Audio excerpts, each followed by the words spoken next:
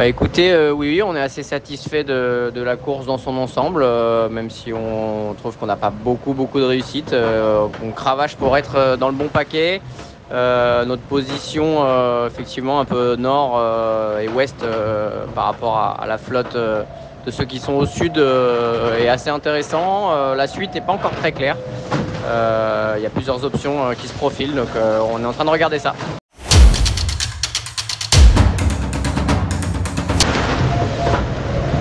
Clairement, le podium, là, ça nous semble compliqué. C'est vrai qu'on a clairement un petit déficit de vitesse, notamment là dans les alizés avec un peu de mer.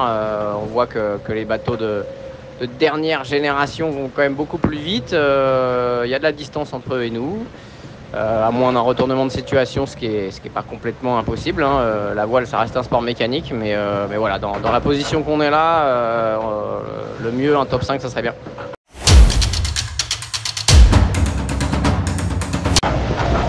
Bah, le bateau va plutôt bien.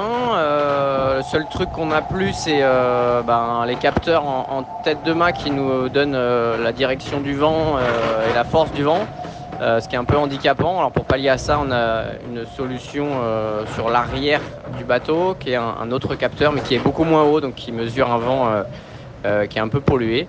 Mais ça nous permet quand même d'avoir des données de vent, et ce qui est très important.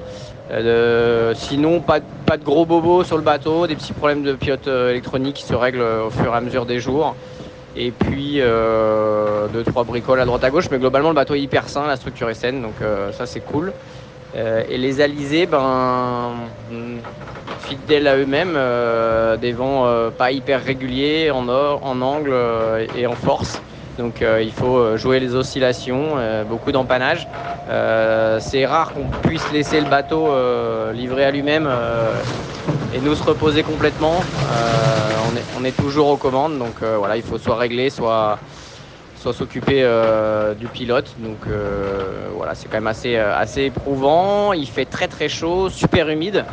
Ça mouille beaucoup, donc on ferme le bateau et voilà, il fait très chaud à bord.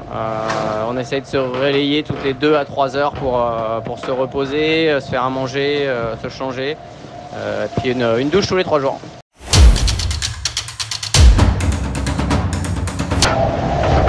Eh ben avec Chris, ça se passe super bien.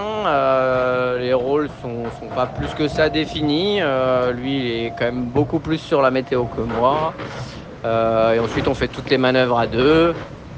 Voilà, on est tous les deux capables de faire avancer le bateau en solo. C'est aussi l'avantage.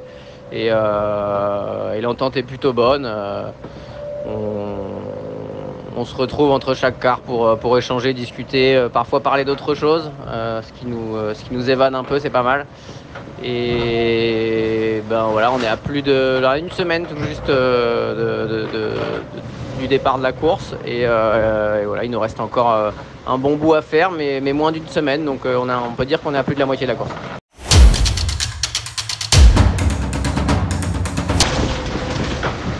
Et la seconde partie de course va être aussi intense que le début. Alors voilà, on va pas rencontrer de grosses dépressions et ce sera normalement moins sollicitant pour le bateau et les bonhommes.